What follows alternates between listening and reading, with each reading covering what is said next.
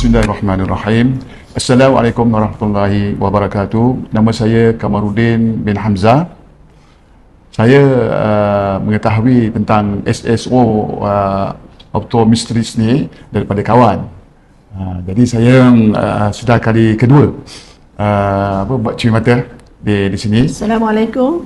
Saya Zaitun binti Awaluddin, isteri kepada Encik Kamarudin bin Hamzah. Saya buat cuci mata dengan wife sekali. Maknanya kali kedua juga buat cuci mata di sinilah.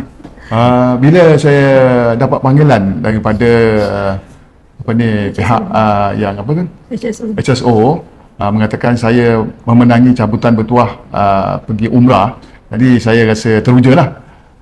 Dan saya berterima kasih lah. Pada mulanya pada petang tu saya ingat peringatan daripada pihak SSO point, bila dah malam sudah terlupa. Dah lupa. Sehingga saya dapat panggilan telefon tu tentang cabutan bertuah. Masa tu saya Pak Haji ni masih dipanggil kena perubatan dia lah. Jadi saya berada di rumah, masa tu berada di surau. Masa surau tu dah teringat ni pukul 9. Masa sekarang waktu isyak lambat kan. Lepas tu dia orang memang ada buat jamuan sikit. Belum sempat lagi saya terbalik kerja pasal nak tengok live ni lah. Lepas tu Alhamdulillah dapat masuk dalam separuh dia.